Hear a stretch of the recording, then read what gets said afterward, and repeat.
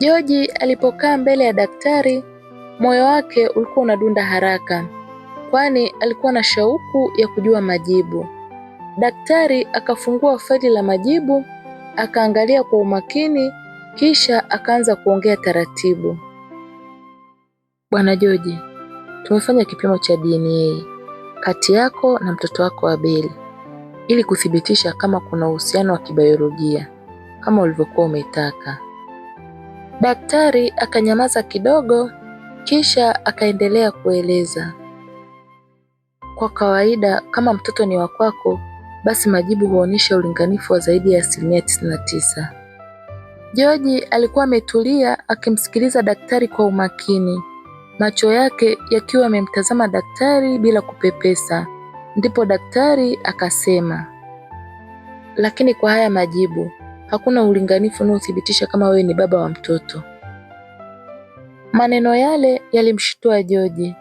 Daktari akaendelea kueleza, haya majibu yanaonyesha wazi kabisa kuwa hakuna uhusiano wa damu kati yako na huyo mtoto. Kwa muda George hakuweza kusema chochote. Alikaa kimya, kichwa chake kikianza kumuuma. Moyo wake ulikuwa umejaa hasira na maumivu na mshangao kwa pamoja. Ndani ya nafsi yake alithibitisha kwamba mashaka yake yalikuwa ni ya kweli.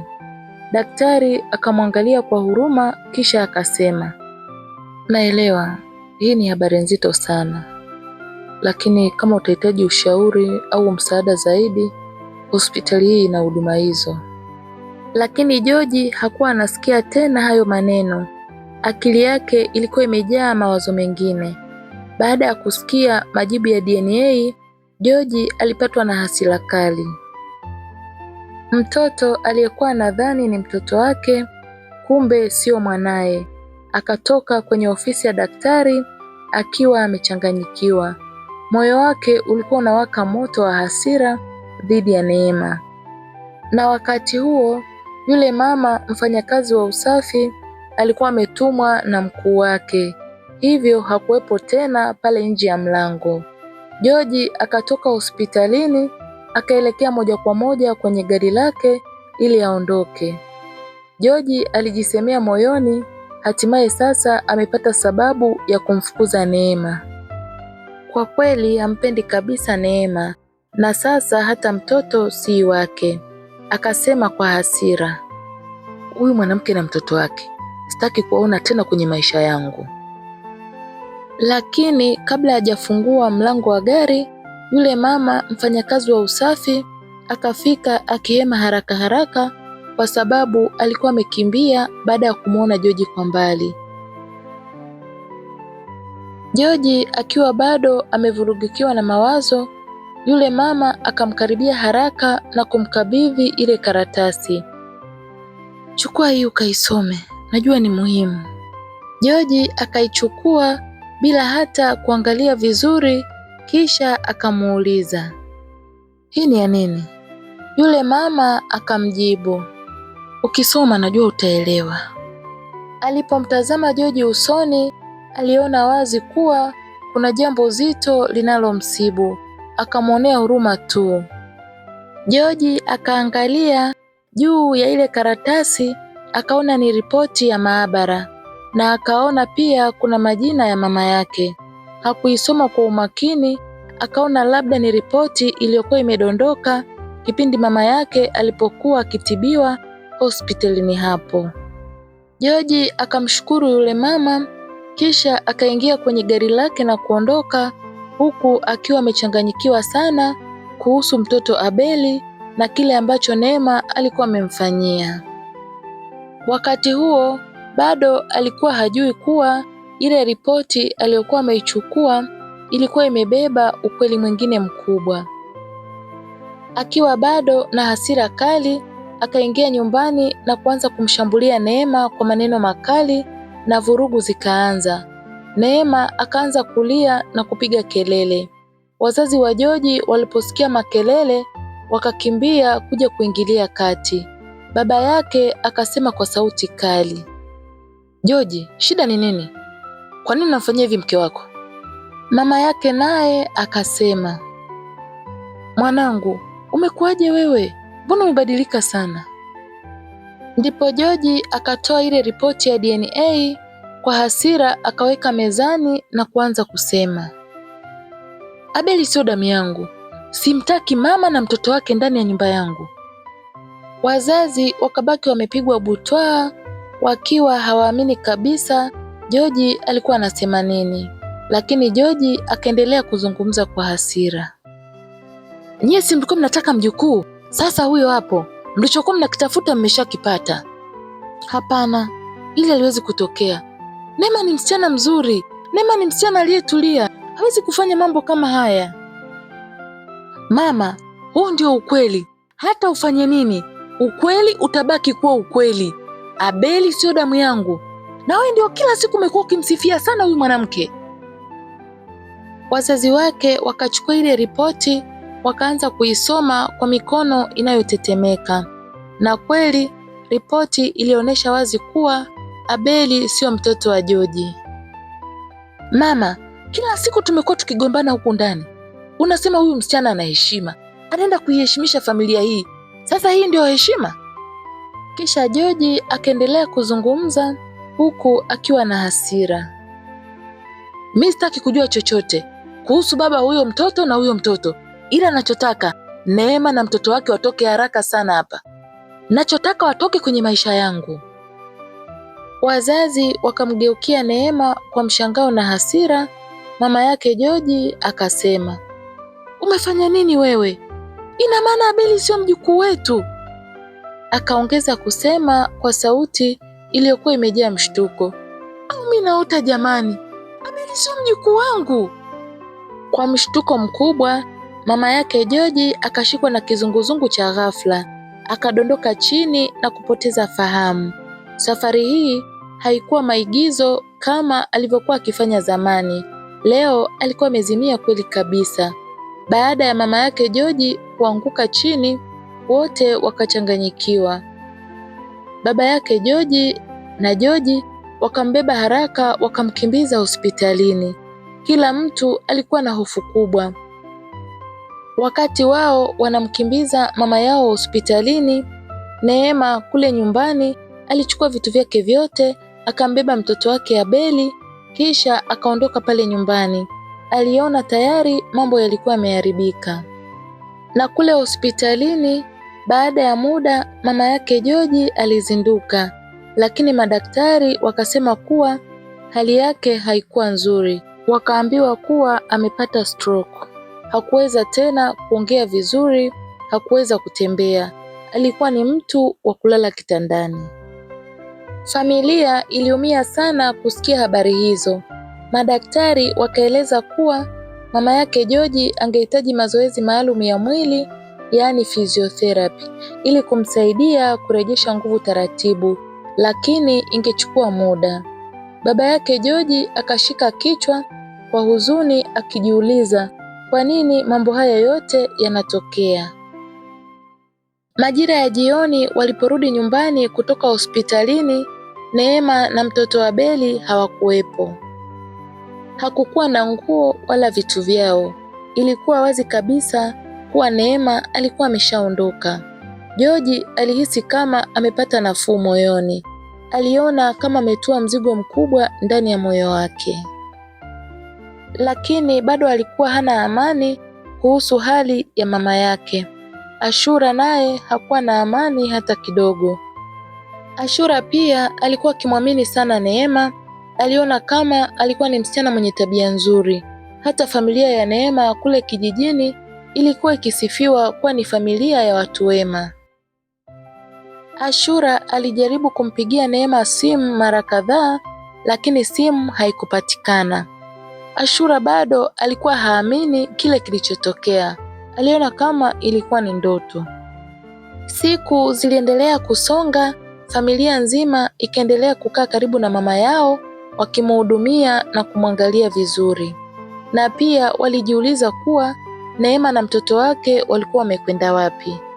Baada ya siku kadhaa, mama yake George aliruhusiwa kurudi nyumbani. Wakati huu alikuwa anaweza kuongea, lakini kwa tabu sana. Maneno yalikuwa yanatoka kwa shida, kama mtoto anayejifunza kuongea. Hata hivyo, familia ilifurahi kuona angalau hali yake ilikuwa imeanza kuimarika.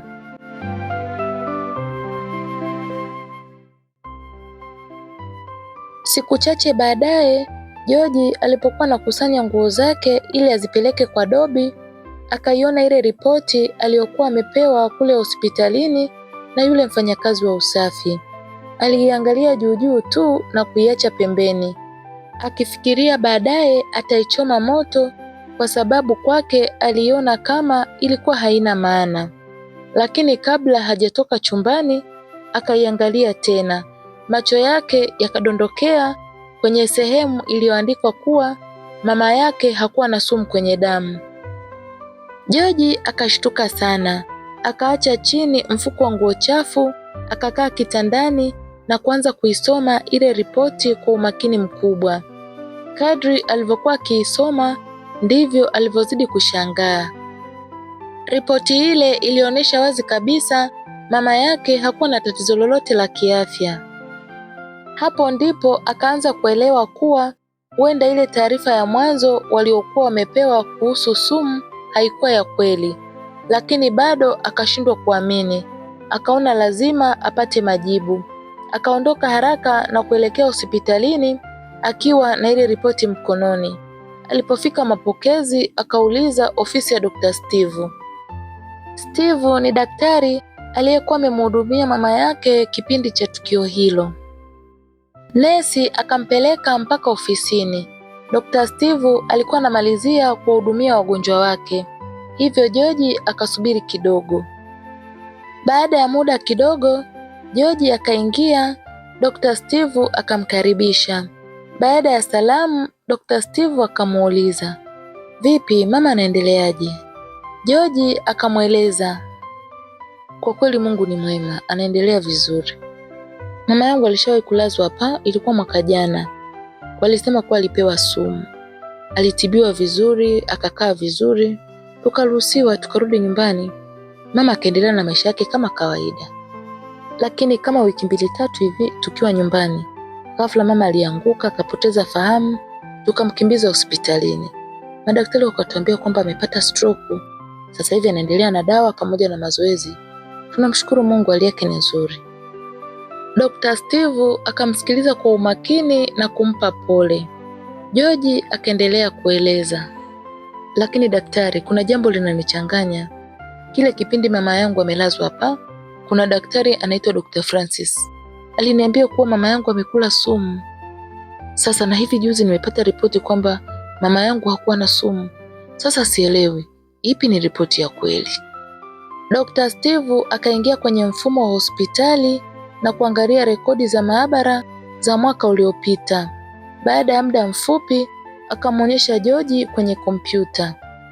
Ripoti iliyokuwa kwenye mfumo ilikuwa sawa kabisa na ile aliyokuwa amepewa na yule mfanyakazi wa usafi. Dr. Steve akasema, "Hii ndio ripoti halisi ya maabara. Hakuna ushahidi wa sumu."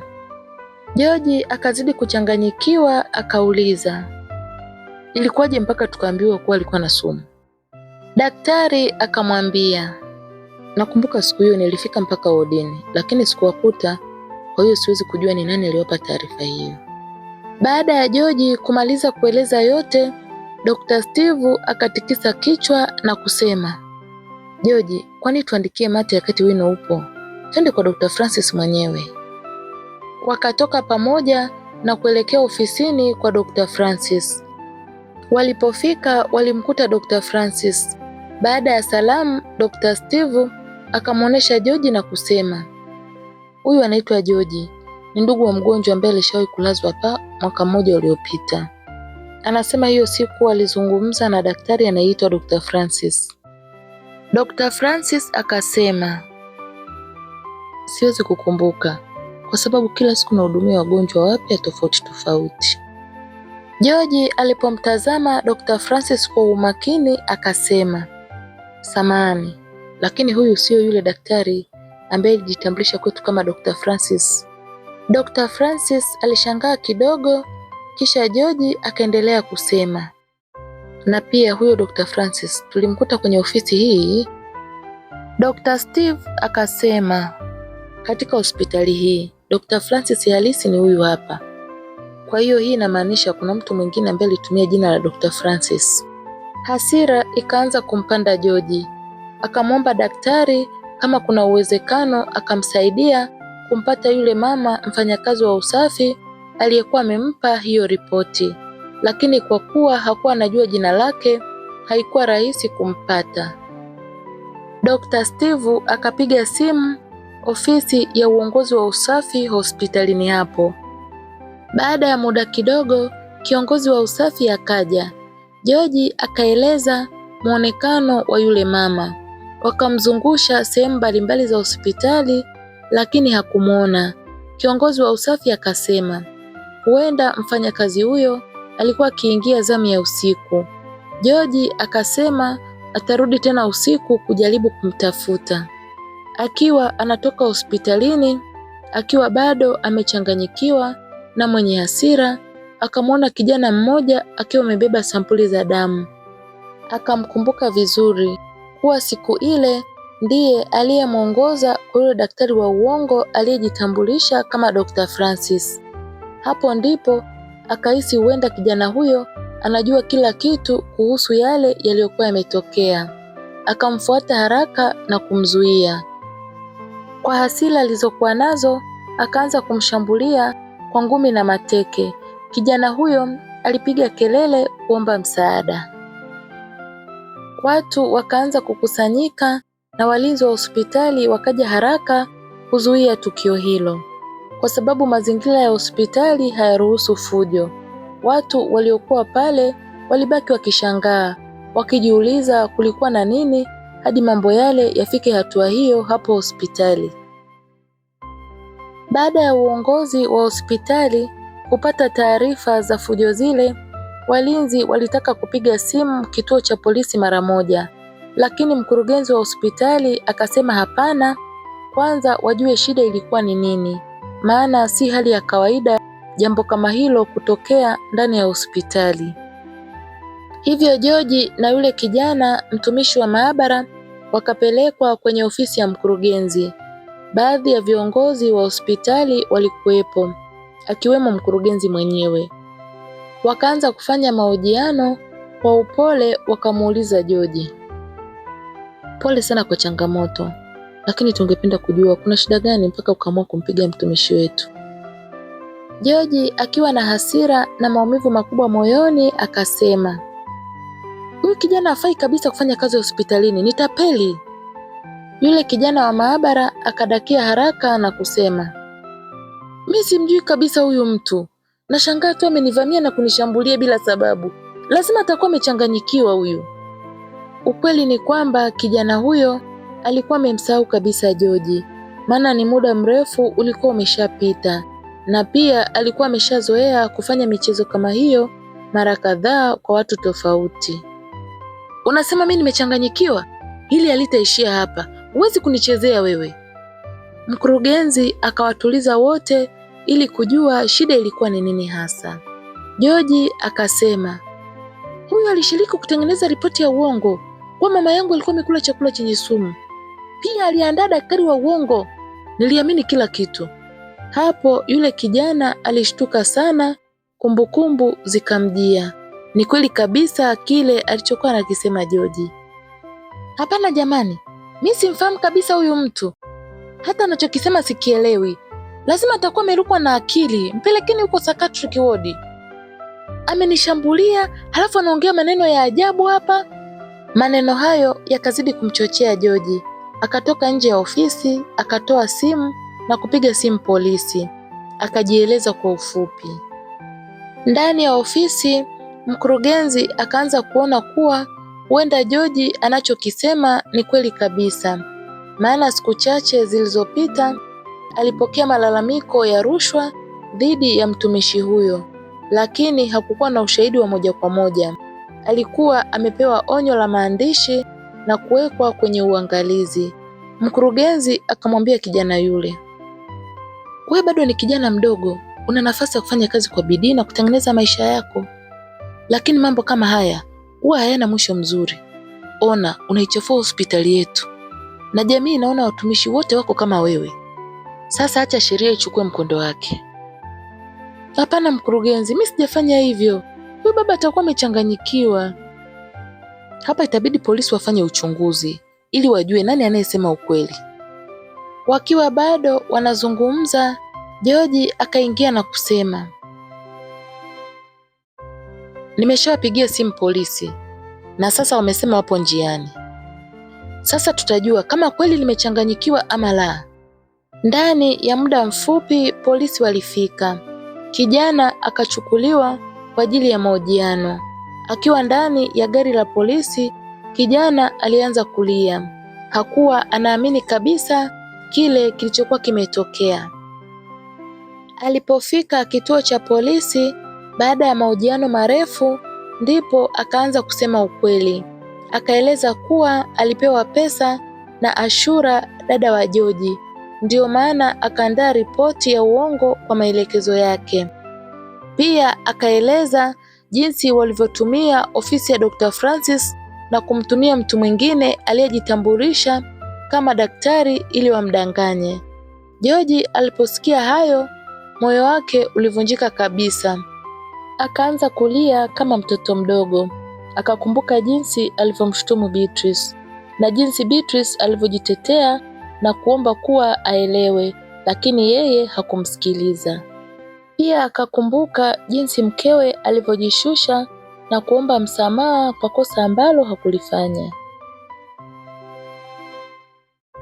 Maumivu yakamjaa moyoni, akaona ameharibu maisha yake mwenyewe kwa kuamini uongo. George alilia sana na hakujua afanye nini, na pia hakujua aanzie wapi kurekebisha makosa yote. George alijua kuwa tangu mwanzo familia yake haikuwa inampenda kabisa Beatrice, lakini hakuwahi kufikiria kuwa wangeweza kufikia hatua ya kumtafuta mtu na kuandaa ripoti ya uongo ili kumchonganisha na mkewe. Aliumia sana.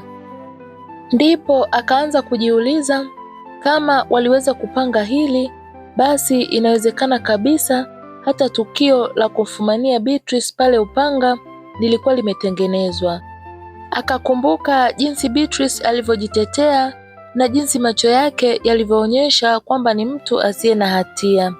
Hapo ndipo George akapata wazo la kutaka kujua ukweli wote, ingawa moyoni mwake alikuwa na woga. Ndipo akampigia rafiki yake wa zamani ambaye walisoma wote chuo kimoja. Rafiki yake alikuwa amesoma mambo ya IT, kozi ya computer science na cyber security. Walipokutana na rafiki yake huyo aitwaye Kelvin, George akamweleza shida yake kwa undani. Akamwambia anataka kujua kuwa yule mtu aliyekuwa akimtumia Beatrice message za kimahaba alikuwa ni nani, anaishi wapi, na pia anataka kujua kila kitu kinachomhusu. Kisha akamkabidhi Kelvin ile simu ya Beatrice. Kisha Kelvin akasema, sawa, mimi nimekuelewa, nipe masaa machache tu, kazi itakwisha kamilika. Kelvin akaanza kufanya kazi kwa kutumia programu maalum. Akaanza kufuatilia chanzo cha zile message. Akaona aina ya simu iliyokuwa ikituma meseji zile. Pia akaona kuwa ile namba haikuwa tena hewani, na mara ya mwisho kutumika ilikuwa ni mwaka mmoja uliopita. Na kitu cha kushangaza zaidi ilikuwa ni kwamba simu iliyokuwa ikituma meseji na simu iliyokuwa ikipokea zile meseji zote zilikuwa zinasoma ziko eneo moja. Na pia akaona kuwa ile simu ambayo ilikuwa ikituma meseji sasa ilikuwa inatumia laini nyingine kabisa. Akaendelea kuchunguza zaidi. Akaona kuwa usiku mara nyingi simu hiyo inasoma iko kwenye eneo la nyumbani kwa George, na mchana mara nyingi ilikuwa inasoma iko maeneo ya Kariakoo. Kelvin akaweza pia kupata ile namba mpya inayotumiwa na simu hiyo kwa sasa. Kelvin baada ya kumaliza kazi hiyo akampa George taarifa zote. George alishangaa sana. Akaanza kujiuliza, inawezekanaje watu wote wawe sehemu moja halafu wawe wanachati. Aliposikia kuwa simu ile ilikuwa inasoma iko nyumbani kwake, George alidhani labda ni jirani yake. Lakini Kelvin akamwambia laini hiyo inasoma wazi iko ndani ya nyumba yake. Kisha Kelvin akampa George ile namba mpya inayotumiwa na simu hiyo. George alipotazama namba ile, moyo wake ulipigwa na butwaa. Aligundua kuwa namba ile ilikuwa ni ya mdogo wake Ashura. Hakuamini kabisa, akasema kwa sauti ya kushangaa, "Unamaanisha Ashura ndo amefanya haya yote?" Hasira zikaanza kumpanda George. Kelvin akajaribu kumtuliza, lakini George hakuweza kutulia. Moyo wake ulikuwa unauma sana. George alimshukuru sana Kelvin, kisha akaondoka zake. Alipotoka pale, alikuwa anatembea huku akiongea peke yake. Alionekana kama ni mtu aliyepoteza mwelekeo. Mwili wake ulikuwa umekufa ganzi. Watu wengine walishangaa kumwona kijana mzuri anatembea huku akiongea peke yake. Alikuwa hajui afanye nini. Alijua amempoteza mwanamke wa maisha yake aliyempenda sana, Beatrice. Na yote haya yametokea kwa sababu ya familia yake na kwa sababu hakumsikiliza mkewe. Alijilaumu sana kwa kutomsikiliza Beatrice. Alitembea huku akipiga kichwa na kuzungumza peke yake, akijiuliza ni kwa nini aliamua kuamini kila kitu bila kuchunguza. Akili yake ilikuwa imevurugwa kabisa. Wakati anavuka barabara ili kwenda upande wa pili, mara akasikia honi. Na kabla hajafanya chochote, gari likamgonga. George akaanguka chini huku damu zikimtoka. Watu wakapiga kelele, wengine wakakimbia kwenda kumsaidia. Wengine wakapiga simu za kuomba msaada wa haraka. George alikuwa amelala chini hajitambui na hakuna aliyekuwa anajua hali yake ikoje.